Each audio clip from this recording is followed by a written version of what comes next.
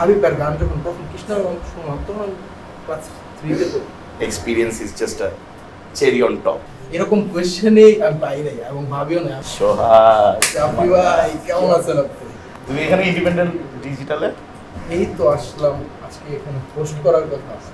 তাই নাকি? কাকে? কোক স্টুডিওতে লাস্ট যে মহাজাদু বের হলো ওই গানের একজন আর্টিস্ট হ্যাঁ, আপনি নাকি ভাই? আমাকে তো এরকমই একটা কারণে ডাকছে যে একজনকে হোস্ট করার কথা, মহাজাদুর ড্রামার। ওকে ওকে। কি অবস্থা ভাই? কেমন গেল এক্সপিরিয়েন্স? ও গুড। কোক স্টুডিওতে বাজানোর যে বিষয়টা আমার কাছে সত্যি অনেক বেশি মানে অনুভূতি, অনেক বেশি ফিল কোক স্টুডিওতে। কারণ যখন আমি কোক স্টুডিও শুনতাম তখন ভালো করে নেট চলতো না, আমরা কোক স্টুডিও ডাউনলোড দিতাম, অনেক স্লো বাফার হইতো, ডাউনলোড দিতাম, তারপরে কোক স্টুডিওগুলো রাখতাম কালেকশন করে। তো ওই সময় এগুলো দেখতাম, ওই জায়গা থেকে কোক স্টুডিওতে আজকে এসে বাজাইতেছি, এটা আমার জন্য অনেক বড় বিষয়। আর সবচেয়ে বড় বিষয় হচ্ছে হাবিব ভাই। রাইট হাবিব ভাইয়ের সাথে আপনার এক্সপিরিয়েন্স কেমন? আমার এক্সপিরিয়েন্স তো তুমি যেটা বললা ওইটাই। কোক স্টুডিও একটা মানে ইন্টারন্যাশনাল প্ল্যাটফর্ম, মানে এইটা একটা দারুণ এক্সপিরিয়েন্স।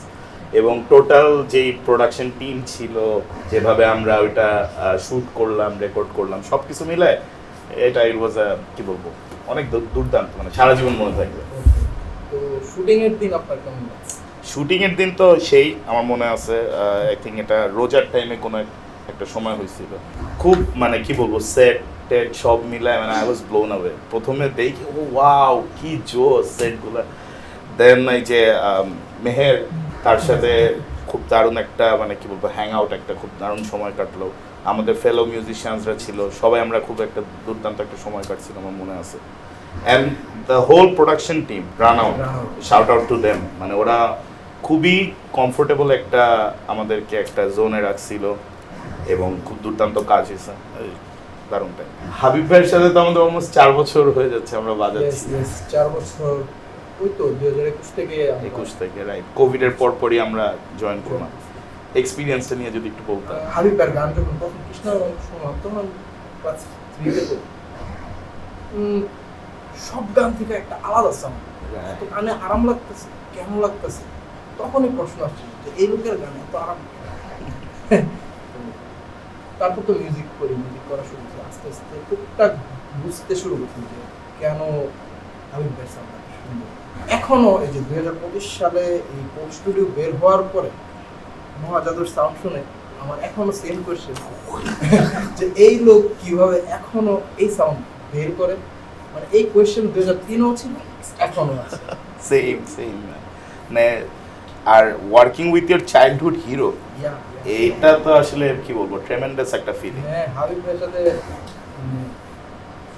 লাস্ট 4 বছর যখন বাজাইতেছি, এটা আমার জন্য অনেক বড় বিষয়। এবং সেম হিয়ার মানে যার গান শুনতে শুনতে বড় হয়েছি তার সাথে বাজাইতেছি, এটা অনেক বড় বিষয়। অ্যাবসলিউটলি। এবং অনেকগুলো ট্যুর করলাম, অস্ট্রেলিয়া গেলাম, সৌদি গেলাম, আপনি তো আমেরিকা গেছেন। আচ্ছা জাফরি ভাই, আপনার হাবিব ভাইয়ের সাথে কানেক্ট হওয়ার স্টোরিটা শুনতে চাই।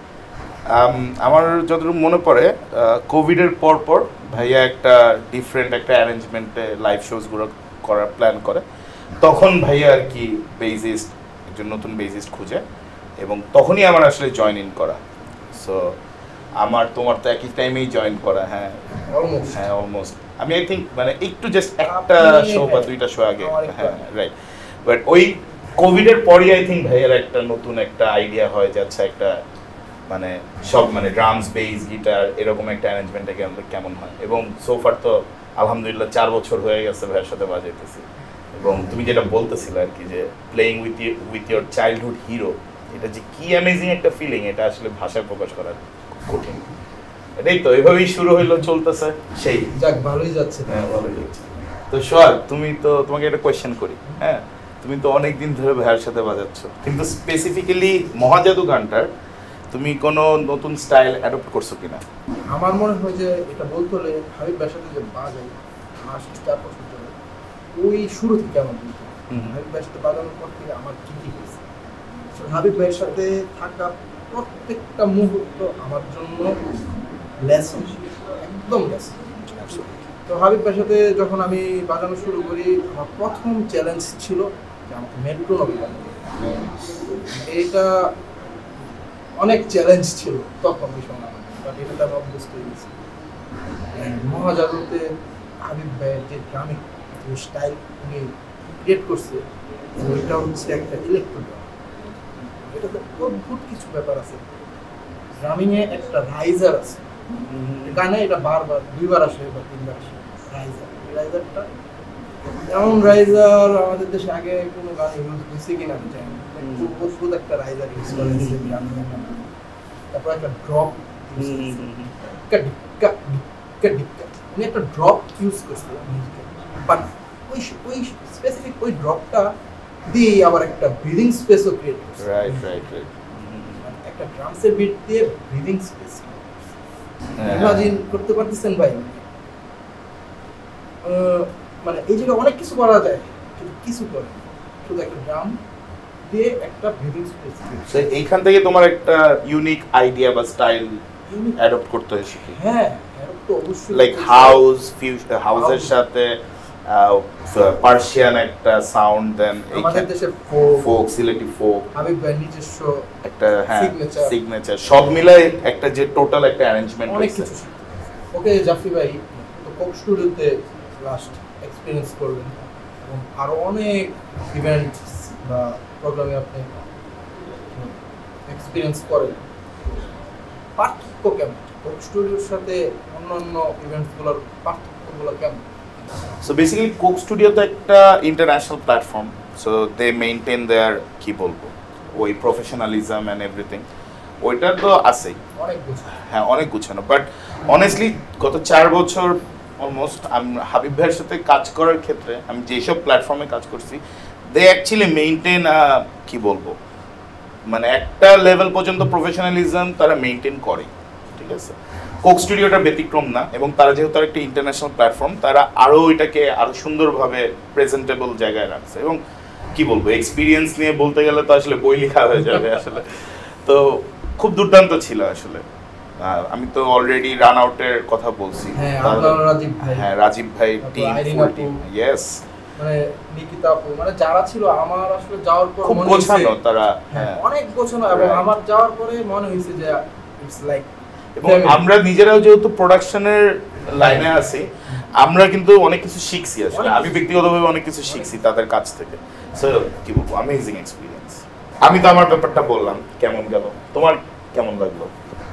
আচ্ছা, আপনি তো কোক স্টুডিওটা বলছেন, আলাদা করে কিছুই বলার নেই, কারণ ওরা যথেষ্ট পরিমাণ প্রফেশনাল, প্ল্যান, প্রিসাইজ, অনেক কিছু।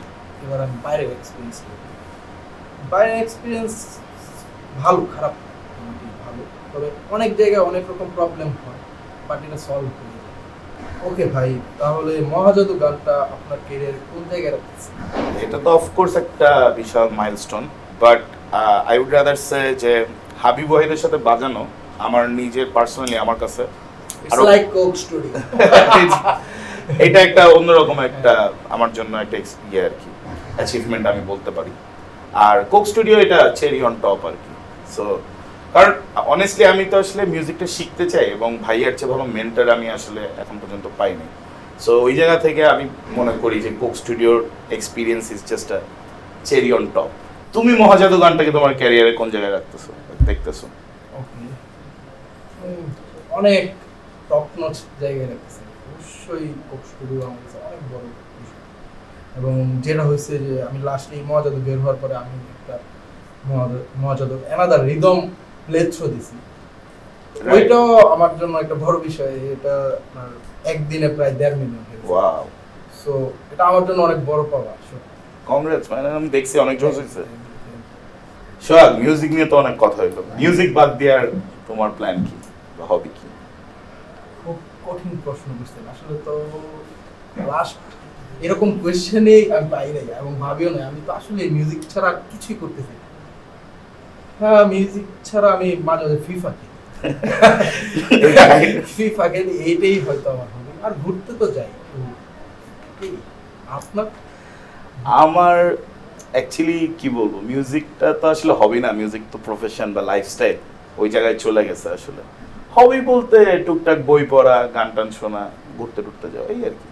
সো আই থিঙ্ক আমরা উইর ডান উইথ দি ইন্টারভিউ। মানে থ্যাঙ্কস টু ইন্ডিপেন্ডেন্ট ডিজিটাল আমাদেরকে ডাকার জন্য, আমরা রিয়েলি গ্ল্যাড। মানে আমাদের এখানে এভাবে একজন আরেকজনকে ইন্টারভিউ করাটা আসলে খুবই একটা ইন্টারেস্টিং একটা মজার ছিল। ওকে জাকসি ভাই, আমার প্রোগ্রামে আসার জন্য আপনাকে ধন্যবাদ। তোমাকে অনেক ধন্যবাদ আমার প্রোগ্রামে আসার জন্য, এবং ইন্ডিপেন্ডেন্ট ডিজিটালকে আরো বেশি ধন্যবাদ আমাদেরকে ডাকার জন্য। Thank you. Thank you.